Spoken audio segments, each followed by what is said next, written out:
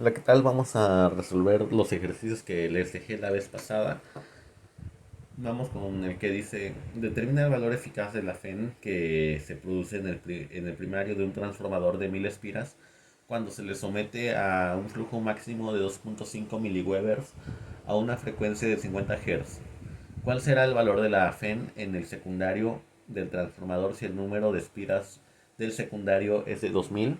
Pues bueno, nos pide ya lo que es la FEN, la fuerza electromotriz, o bien el voltaje que hay en el primario y en el secundario. Entonces, para hallar el voltaje en el primario, seguimos la fórmula de 4.44 por el flujo máximo que circula a través de las bobinas, por la frecuencia, por el número de espiras. Entonces, donde B es igual a E, se denomina la FEN con la letra E, es la fuerza electromotriz, se da en volts, el flujo máximo se da en Weber, la frecuencia es en Hertz y n es el número de espiras. Entonces, para este ejercicio multiplicamos 4.44 por el flujo máximo, que es 2.5 por 10 a la menos 3 Weber, por 50 Hz por 1000, dando un resultado de 550 volts en el primario. Para el secundario hacemos exactamente lo mismo, debido a que el flujo también es el mismo que atraviesa también esta bobina, entonces era 4.44 por 2.5 por 10 a la menos 3. La frecuencia no cambia, lo único que cambian son las espiras del secundario, lo que nos da un valor de 1100 volts. Ahora, este ejercicio que nos dice que un transformador tiene 8640 espiras en el primario y 32 espiras en el secundario. ¿Cuál será la tensión en el primario si en el secundario es de 110?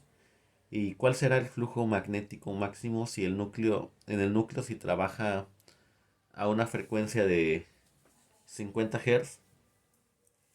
Pues bueno, aquí eh, la fuerza electromotriz sigue siendo la misma fórmula que les expliqué hace rato. Flujo máximo que atraviesa el núcleo. Y pues bueno, es el mismo en el primario y en el secundario, por ser el mismo núcleo. Eh, Tenemos que el voltaje en el secundario sería 110 volts, la frecuencia de 50 Hz, número de vueltas en el primario de 8640, en el secundario de 132. Entonces despejo para hallar lo que es el flujo máximo que circula en el núcleo y sería el voltaje 2 entre 4.44 por la frecuencia por el número de vueltas. Ocupo esto porque no conozco el voltaje primario, entonces sería 110 entre 4.44 por 50 por 132. Entonces me da un flujo máximo de 0.00375 Weber, o sea 3.75 miliwebers, que son los que atraviesan también eh, a la otra bobina en el núcleo. Es el mismo el flujo. Entonces, lo único que variaría serían el número de vueltas, serían 8640 por los datos que ya teníamos. Y el resultado nos da que en el primario hay un voltaje de 7200 volts.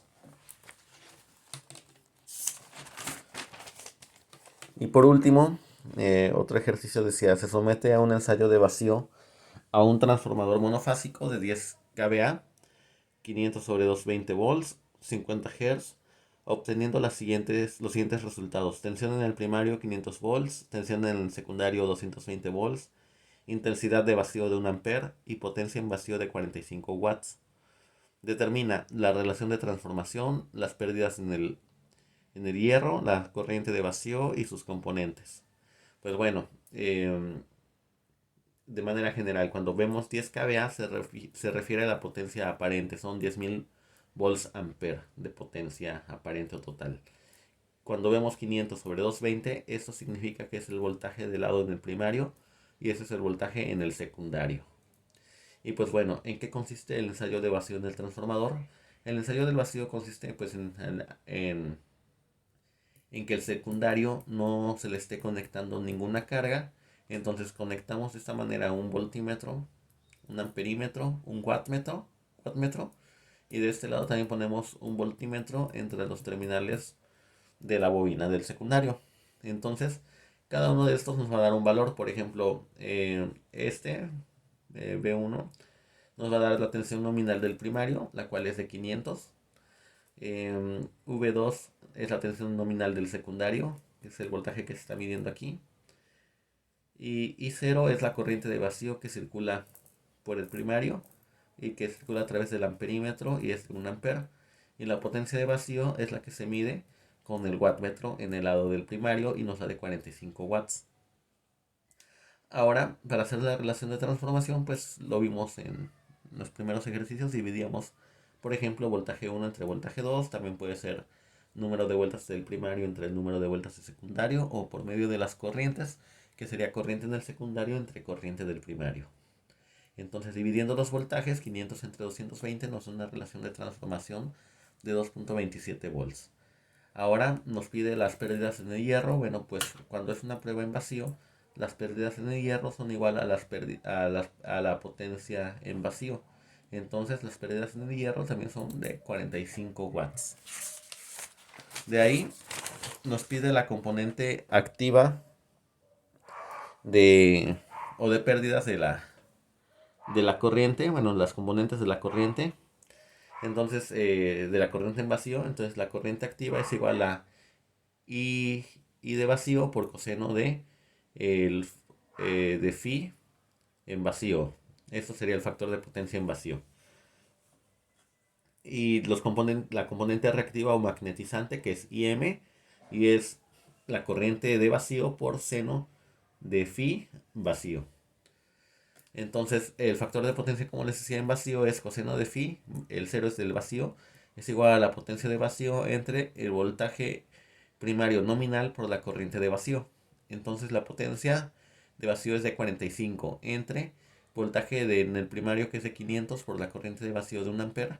Nos da que coseno de phi en vacío, el factor de potencia en vacío, es de 0.09. Entonces, si yo quiero saber el valor de phi, despejo coseno, paso como coseno inverso y me da que phi es igual a 84.83. Entonces, para calcular la componente activa sería corriente de vacío, que es 1 por coseno de phi. Coseno de phi vemos que es 0.09. Entonces la componente activa es de 0.09 amperes, mientras que la corriente magnetizante sería I por seno de phi. Phi vemos que vale 84.83.